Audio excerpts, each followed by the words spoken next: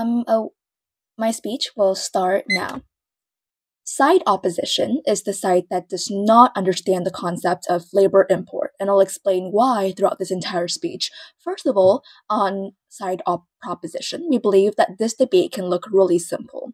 It's mainly about how countries would benefit from this intensive labor import, especially developed and developing ones, and we believe the intensive labor import could be through, for example, temporary work visas, guest worker programs, or even some permanent immigration policies that can aim at addressing labor shortages, which is to even enhance this point made by our first speaker is that if countries they decided to do intensive labor import, it means that they will have policies. It means they have to take measures to actually protect their labor and protect their foreign workers as well.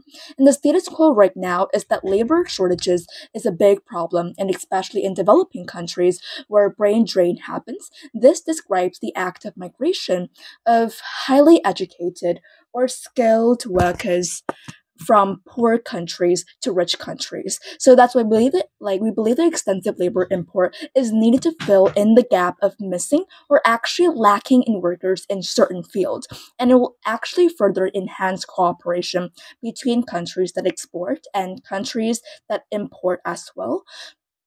So we believe that there are two main clashes in this debate. The first clash here is shortages, and the second one is economic growth.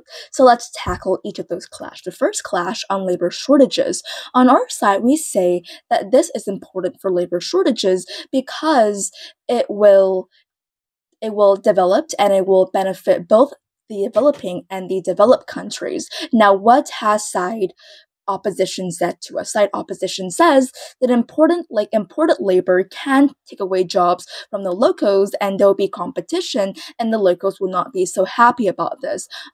We believe that this is totally wrong because there's a reason why countries import labor in the first place, right?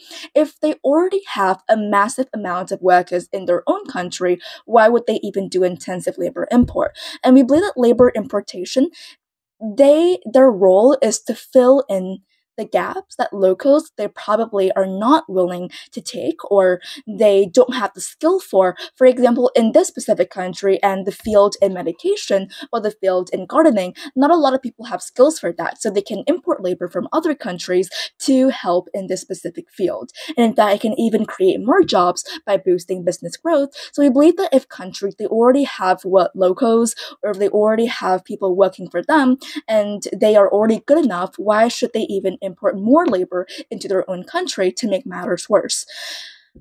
And they also cannot mention that countries aren't able to provide enough jobs for the amount of people imported, because this is not the most important factor. Since, as we have said many, many times before, if countries they have made the decision to import more labor, this means that they are lacking in labor and they need more people to work for them, which is why labor programs or importation programs are aware in the status quo.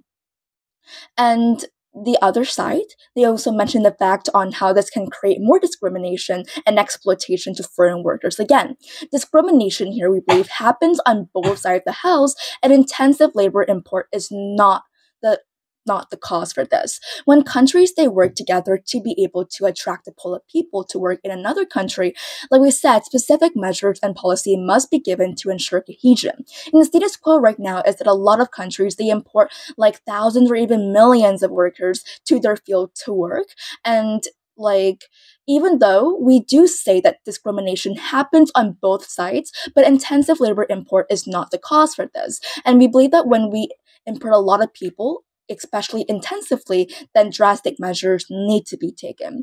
And the second clash here is on economic growth, right?